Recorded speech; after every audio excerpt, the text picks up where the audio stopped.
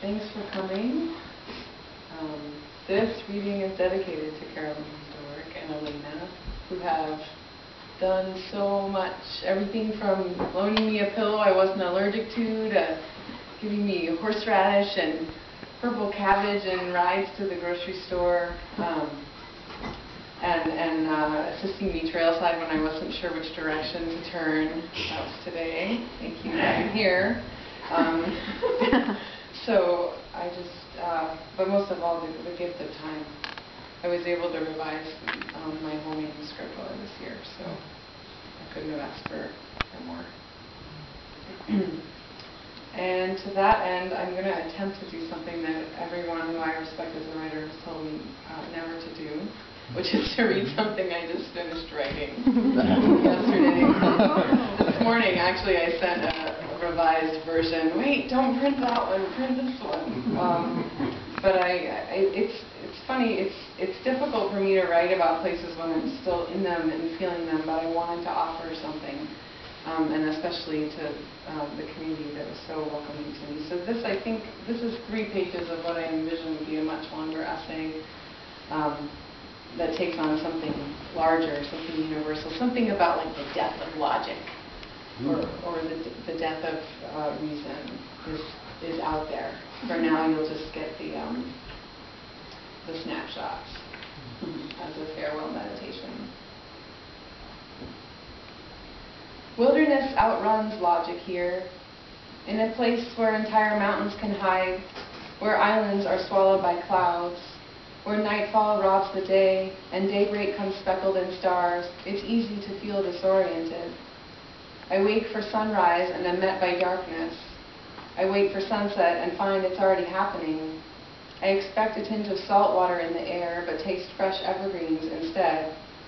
As soon as I think I figured one thing out, something else suggests otherwise. Slowly, though, the island takes hold. I trade my lace-up boots for extra tufts and my wind-resistant parka for a slicker. My Vibram soles are useless without yak tracks. I plan a hike along Indian River and catch a ride out to the Channel Club. The forecast changes and spontaneous potlucks abound, but I have to remind myself I'm here to write. One afternoon, Roland Worth takes me out on his skiff. We leave Crescent Harbor and motor toward the Eastern Channel. When the clouds part, I realize I know where I am. Across Sitka Sound, I see the outlet of Silver Bay, and nearby, Bear Mountain slices into the sky. Sandwiched between the two would be Beaver Lake, courted by a short loop trail I hiked my first week here. I'm still new, yet everyone has welcomed me wholly. My disorientation is replaced by attachment, and I remember I have always looked fullest in places where the natural world outsizes the private wars in my mind. Roland's skiffs rest easily in the troughs as we listen and look.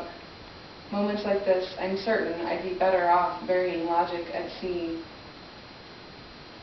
Later, in Lisovskia Bay, the water quiets and thickens. Ice creeps forward off the closed edge of the bay, and alongside us, trees bend toward the water as if in prayer. There are places here that quiet the mind into something beyond stillness. Colors that defy imagination, deep, frigid teal, black, lit green, electric gray. Perhaps Alaska's greatest gift is its ability to startle us out of ourselves at every bend in the road, fork in the trail, turn into an inlet or break in the clouds. On another excursion, I get to shadow Brendan Jones for a hunt. Peaks rise around us through cracks in the canopy, water bends and narrows, until eventually we find ourselves amidst old-growth hemlocks and the lovely, rushing silence that comes with heavy snowfall. I notice chewed buds and rubbed bark. I poke around Devil's Club and taste a sliver of it, too, its cinnamon flavor strong against the rush of icy air. Standing high on nurse logs, I angle for perspective, scanning, ducking, waiting. As my breathing slows, my mind slows with it, until that rush of spotting freshly laid tracks. Is it minutes or half an hour before we find the spot where the buck had bedded down? Brendan removes his gloves and feels the ground for warmth. So close, but we can't spot the buck before sunset, and with miles to hike out, we have to turn around. We drop our packs and lay where the buck had bedded down. breathing in the forest as it lulls us into talk of another time. What wonders Thoreau felt and saw, what beauty Aldo Leopold beheld, what awe John Muir inspired. Another time, I get to sled down Harbor Mountain with Rick Peterson and company. It's the week of the deep freeze, air cold enough to crack as snot hardens to our faces. Far below, sunset over the Alexander Archipelago looks misleading, purples and oranges that conjure the tropics. But no one complains.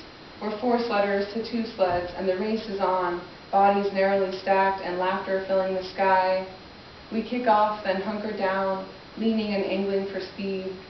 Watch how our faces burst into smile, how the mountain seems to bend with us, how we're all in it now, sledding a glorious leap of faith that something intangible awaits all those who surrender.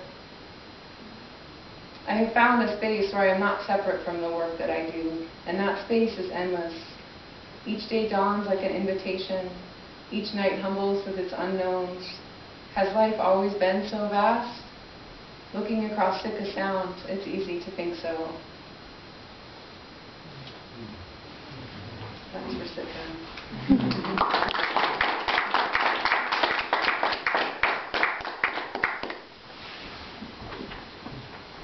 I'm going to switch gears here.